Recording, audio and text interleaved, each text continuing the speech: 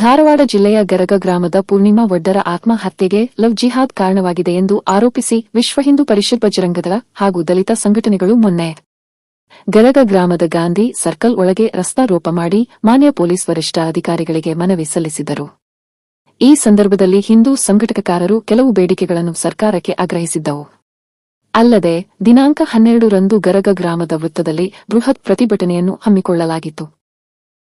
ಈ ಸಂದರ್ಭದಲ್ಲಿ ಹಿಂದೂ ಸಂಘಟನಾ ಕಾರ್ಯಕರ್ತರು ಘಟನೆಯನ್ನು ತೀವ್ರವಾಗಿ ಖಂಡಿಸಿ ಆರೋಪಿಗಳಿಗೆ ಕಠಿಣ ಶಿಕ್ಷೆ ನೀಡುವಂತೆ ಆಗ್ರಹಿಸಿದ್ದವು. ಈ ಪ್ರಕರಣಕ್ಕೆ ಸಂಬಂಧಿಸಿದಂತೆ ಈಗ ಪ್ರತಿಭಟನೆ ನಡೆಸಿದ ಹಿಂದೂ ಸಂಘಟನೆಯ ಮುಖಂಡರಾದ ಶಿವಾನಂದ ಸತ್ತಿಗೇರಿ ಎಂಬುವವರ ಮೇಲೆನೇ ಕೇಸ್ ದಾಖಲಾಗಿರುವುದರಿಂದ ಸತ್ತಿಗೇರಿ ಮತ್ತಷ್ಟು ಕೇರಳಿದ್ದಾರೆ ಎನ್ನಲಾಗುತ್ತಿದೆ. ಒಟ್ಟಾರೆ ಈ ಪ್ರಕರಣಕ್ಕೆ ಸಂಬಂಧಿಸಿದಂತೆ ಶಿವಾನಂದ ಸತ್ತಿಗೇರಿಯವರು ಏನ್ ಮಾತನಾಡಿದ್ದಾರೆ ಬನ್ನಿ ನೋಡೋಣ. ಹರಿ ಓಂ, ನಮಸ್ಕಾರ. ಧಾರವಾಡ ಜಿಲ್ಲೆಯ ಗರಗ್ ಗ್ರಾಮದಲ್ಲಿ ಪೂರ್ಣಿಮಾ ವಡ್ಡರ್ ಒಂದು ದಲಿತ ಹಿಂದೂ ಮಹಿಳೆಯ ಆತ್ಮಹತ್ಯೆ ಆಗುತ್ತೆ. ಆ ಆತ್ಮಹತ್ಯೆ ಅಂತ ಹೇಳಿ ಗರಗ ಠಾಣೆಯಲ್ಲಿ ಒಂದು ದಾಖಲಾಗುತ್ತೆ. ಆದ್ರೆ ಸ್ವಲ್ಪ ದಿನಗಳ ನಂತರ ಹುಡುಗಿ ತಂದೆ ತಾಯಿ ಹೋಗಿ ಗರಗ್ ಪೊಲೀಸ್ ಠಾಣೆಯಲ್ಲಿ ಒಂದು ಕಂಪ್ಲೇಂಟ್ ಕೊಡ್ತಾರೆ. ಏನಂದ್ರೆ ನಮ್ಮ ಹುಡುಗಿ ಆತ್ಮಹತ್ಯೆ ಮಾಡ್ಕೊಳ್ಳಿಕ್ಕೆ ನಹೀಂ ಮತ್ತು ಶಾಹಿಲ್ ಅನ್ನೋಂಥವ್ರು ಇಬ್ಬರು ಜನ ಹುಡುಗರು ನಮ್ಮ ಹುಡುಗಿಗೆ ಅವಳ ಪ್ರೈವೇಟ್ ಫೋಟೋಗಳನ್ನ ವಿಡಿಯೋಗಳು ಇಟ್ಕೊಂಡು ಬ್ಲಾಕ್ ಮೇಲ್ ಮಾಡಿದ್ದಾರೆ. ಅದಕ್ಕೋಸ್ಕರ ನಮ್ಮ ಹುಡುಗಿ ಆತ್ಮಹತ್ಯೆ ಮಾಡ್ಕೊಂಡಿದ್ದಾರೆ ಅಂತೇಳಿ ಒಂದು ಕಂಪ್ಲೇಂಟ್ ದಾಖಲಾಗುತ್ತೆ.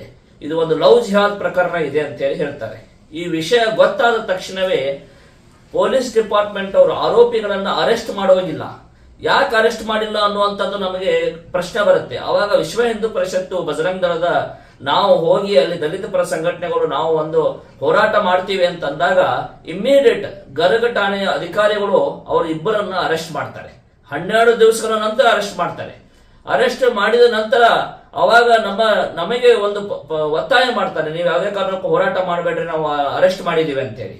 ಆದ್ರೆ ನಿಮಗೂ ಗೊತ್ತಿರಲಿ, ಅದು ಆ ಸಂದರ್ಭದಲ್ಲಿ ಪೊಲೀಸ್ ಡಿಪಾರ್ಟ್ಮೆಂಟ್ ಅಧಿಕಾರಿಗಳು ಗರಗ್ ಠಾಣೆ ಅಧಿಕಾರಿಗಳು ಕರ್ತವ್ಯ ಲೋಪವನ್ನ ಮಾಡಿದ್ದಾರೆ.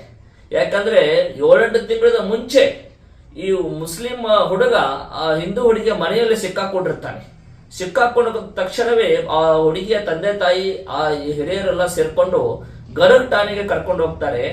ಅಲ್ಲಿ ಗರಗ್ ಠಾಣೆ ಇಬ್ರು PSIಗಳು ಅವ್ರು ಏನ್ ಮಾಡ್ತಾರೆ ಅಂದ್ರೆ ಈ ಕೇಸನ್ನ ರಾಜಿ ಸಂಧಾನ ಮಾಡ್ತಾರೆ. 1 ಲಕ್ಷ ರೂಪಾಯಿಗೆ ರಾಜಿ ಸಂಧಾನ ಮಾಡಿ ಇವರನ್ನ ಕಳಿಸ್ಕೊಡ್ತಾರೆ. ಪೋಕ್ಸೋ ಕೇಸ್ ಅದು ಇಮ್ಮಿಡಿಯೇಟ್ ಕೇಸ್ ಮಾಡಿ ಅರೆಸ್ಟ್ ಮಾಡಿ ಒಳಗೆ ಹಾಕುವುದ್ರ ಬದಲಿ ಇವರು ಅದನ್ನ ರಾಜಿ ಮಾಡಿ ಕಳಿಸ್ತಾರೆ. ಆ ರಾಜಿ ಮಾಡಿದ ಕಾರಣಕ್ಕೋಸ್ಕರ ಈ ನಹೀಂ ಅನ್ನುವಂಥವನು ಆ ಹುಡುಗಿಯನ್ನ ಮತ್ತೆ ಬ್ಲಾಕ್ ಮೇಲ್ ಮಾಡ್ತಾನೆ. ಆ ಬ್ಲಾಕ್ ಮೇಲ್ ಮಾಡಿದ ಪರಿಣಾಮ ಆ ಹುಡುಗಿ ನನ್ನ ಎಲ್ಲಿ ಮರ್ಯಾದೆ ಹೋಗುತ್ತೆ ಅಂತೇಳಿ ಆತ್ಮಹತ್ಯೆ ಮಾಡ್ಕೊಂತಾರೆ. ಇವಾಗ CPI ಸಸ್ಪೆಂಡ್ ಮಾಡಿದ್ದಾರೆ. ಗರಗ್ CPI ನಾವು ಹೋರಾಟ ಮಾಡಿದರ ಪರಿಣಾಮ CPI ಸಸ್ಪೆಂಡ್ ಆಗಿದ್ದಾರೆ. ಆದ್ರೆ ಇಲ್ಲಿ ನಮಗೆ ಇಮ್ಮಿಡಿಯೇಟ್ ಸಸ್ಪೆಂಡ್ ಆಗ್ಬೇಕಾದವರು ಯಾರು? ಯಾವಾಗ ಅವರು ರಾಜ್ಯ ಸಂಧಾನ ಮಾಡಿದ್ರು ಆ ಇಬ್ಬರು PSIಗಳು ಸಸ್ಪೆಂಡ್ ಆಗಬೇಕು ಅಂತ ಹೇಳಿ ನಾನು ಬಜರಂಗ ದಳದಿಂದ ಆಗ್ರಹ ಮಾಡ್ತಾ ಇದ್ದೀನಿ.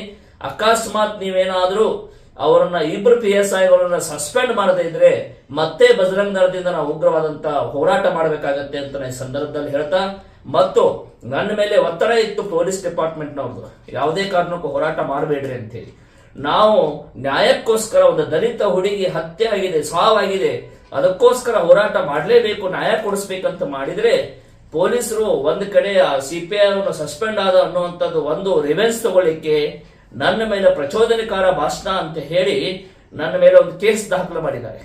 ಒಬ್ಬ ಕಾಂಗ್ರೆಸ್ ಮುಖಂಡ ಕಾಳೆ ಅಂತೇಳಿ ಪರಮೇಶ್ ಕಾಳೆ ಅಂತ ಹೇಳಿ ಅವನನ್ನ ಕರೆಸ್ಕೊಂಡು ಅವನ ಕಡೆಯಿಂದ ನನ್ನ ಮೇಲೆ ಕಂಪ್ಲೇಂಟ್ ದಾಖಲೆ ಮಾಡಿದ್ದಾರೆ. ಆದ್ರೆ ಪರಮೇಶ್ ಕಾಳೆ ಇವತ್ತಿಗೂ ಕೂಡ ಒಬ್ಬ ದಲಿತ ನಾಯಕ ಹಿಂದೂ ಹುಡುಗಿ ಮನೆಗೆ ಹೋಗಿ ಸಾಂತ್ವನ ಹೇಳುವಂಥದ್ದು, ಮನೆಗೆ ಭೇಟಿ ಕೊಡುವಂತ ಕೆಲಸವನ್ನ ಮಾಡಿಲ್ಲ.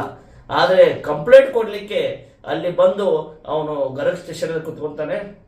ಅದಕ್ಕೋಸ್ಕರ ನಾನು ಈ ಸಂದರ್ಭದಲ್ಲಿ ಇಡೀ ಪೊಲೀಸ್ SP ಅವರಿಗೆ ವರಿಷ್ಠಾಧಿಕಾರಿಗಳಿಗೆ ಆಗ್ರಹ ಮಾಡ್ತಾ ಇದ್ದೀನಿ, ಇಮಿಡಿಯೇಟ್ ಯಾರು ಅವತ್ತು ರಾಜಿ ಸಂಧಾನ ಮಾಡಿದ್ರೋ ಆ ರಾಜಿ ಸಂಧಾನ ಮಾಡದಂತ ಇಬ್ಬರು PSIಗಳನ್ನ ನೀವು ಸಸ್ಪೆಂಡ್ ಮಾಡಬೇಕು. ನೀವು ಸಸ್ಪೆಂಡ್ ಮಾಡದೇ ಇದ್ರೆ ಮುಂದೆ ಬರುವಂತ ದಿನದಲ್ಲಿ ಉಗ್ರವಾದಂತ ಪ್ರತಿಭಟನೆಗಳನ್ನ ಮಾಡಬೇಕಾಗತ್ತೆ ಅಂತ ಹೇಳ್ತಾ ಇದ್ದೀನಿ. ಶಿವಾನಂದ ಸತ್ತಿಗೇರಿ, ಬಜರಂಗ ದಳದ ರಾಜ್ಯ ಸಹ ಸಂಚಾಲಕ.